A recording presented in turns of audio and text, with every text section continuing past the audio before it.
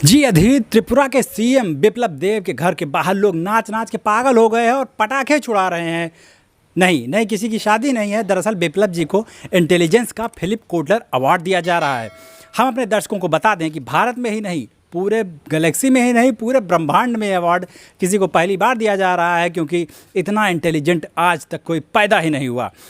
जी, वैज्ञानिकों ने दावा किया है कि बिप्लब देब के दिमाग का भी आइंस्टीन के दिमाग की तरह अध्ययन फ्यूचर में किया जाएगा कि आखिर इतनी ऊंची बात आदमी के दिमाग में आती कहाँ से है और इसके पीछे क्या मैकेनिज्म काम करता है, कैसे यूज़ करता है दिमाग। आपको बताते चलें कि बिप्लब देब के लेटेस्ट बयान के बाद उन्हें अवार्ड देने की घोषणा हुई है। इस बयान में उन्होंने कहा था कि पंजाब के सरदार और हरियाणा के जाट शरीर से मजबूत होते हैं और बुद्धि से कमज़ोर, जबकि बंगालियों को बुद्धि इनकी बहुत तेज होती है। वैज्ञानिकों ने अभी तक की रिसर्च में ये पता लगा लिया है कि बिप्लब देब देश के कोने कोने में बैठे बंगाली डॉक्टरों से इतना इम्प्रेस थे कि वो उनकी बुद्धि का आयरन मानने लगे। आयरन ये है कि उन्हें पूरे भारत में बिजनेस करते सरदार दिखाई नहीं दिए, नहीं तो उन्हें पता चल जाता कि सरदारों की बुद्धि, बल और ईमानदारी की कोई बराबरी नहीं है।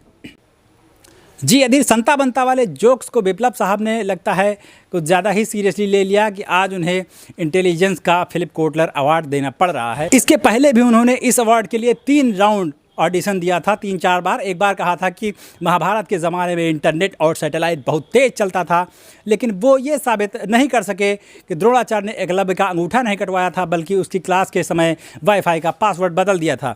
वो ये भी साबित नहीं कर पाए कि पांडव ऑनलाइन लूडो किंग खेलने में द्रौपदी जी को हार गए थे, और वो ये भी नहीं साबित कर सके थे कि कर्ण और दुर्योधन की दोस्ती पबजी के मैदान में हुई थी, रिवाइवल कराया था इनमें से किसी ने एक दूसरे को। इसी वजह से उन्हें तब डिस्क्वालीफाई कर दिया।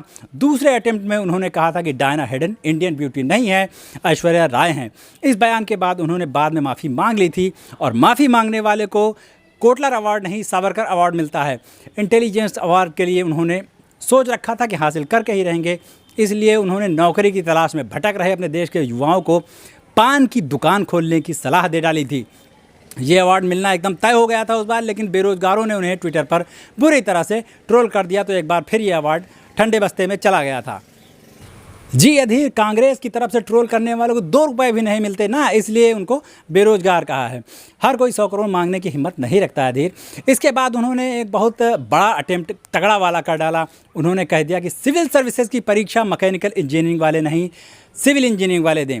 इसके बाद तो सिविल इंजीनियर उनको कंधे पर बिठाकर अवार्ड दिलाने ले जा रहे थे, लेकिन रास्ते में लौटना पड़ा रास्ते से ही, क्योंकि मोदी जी मिल गए। उन्होंने उनको दिल्ली बुला लिया था। उन्होंने कहा कि अपनी इंटेलिजेंस से पूरे देश को इम्प्रेस कर रहे हो, क्या प्रधानमंत्री बनने का इरादा है?